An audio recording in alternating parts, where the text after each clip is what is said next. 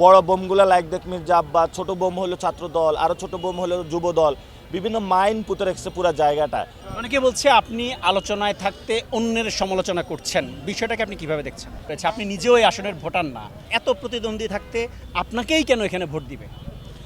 প্রতিদ্বন্দ্বিতা জায়গাটা হলো, আমি কিন্তু ঢাকা 18-র ইলেকশন করবো এটা ভেবেই আমি সব কিছু গুছিয়েছি।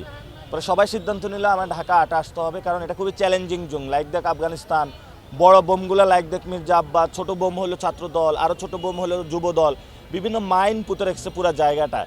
এবং এখানে উসমান হাদি ভাইয়ের হত্যাকাণ্ডের পরে সবাই আমাকে এখানে পাঠিয়েছে চ্যালেঞ্জটা নেওয়ার জন্য। আমি অ্যাকসেপ্ট করেছি।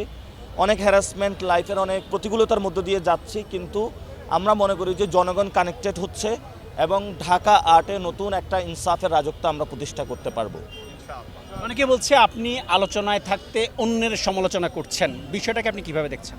আমি তো আমার ভাইরা যারা হলো বিপদে আছে চাঁদাবাজিতে, তাদেরকে রক্ষা করতে এসেছি। এখন তাহলে চাঁদাবাজির পাহারাদার কারা?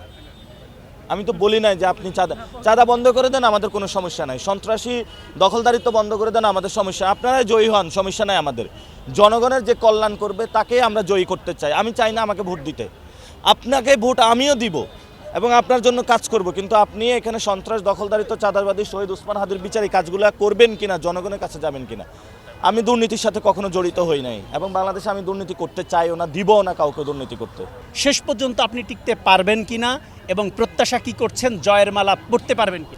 বেঁচে থাকলে টিকতে পারবো, এবং আমি তো গত 1 বছরে জনগণের মধ্যেই ছিলাম এবং জনগণের দাবি দাওয়া নিয়েছিলাম। আমাদের সংগ্রামটা কোনো গভর্নমেন্টের চেয়ার না। চেয়ার পেলে আলহামদুলিল্লাহ তখন পার্লামেন্টে হবে, আর চেয়ার না পেলে জনগণের মধ্যে থাকবে। জনগণের শক্তি আরো বড় শক্তি ইনশাআল্লাহ। তবে আমরা বিজয়ে আশাবাদী। জনগণ নতুনত্ব চায়, নতুন বাংলাদেশ চায়।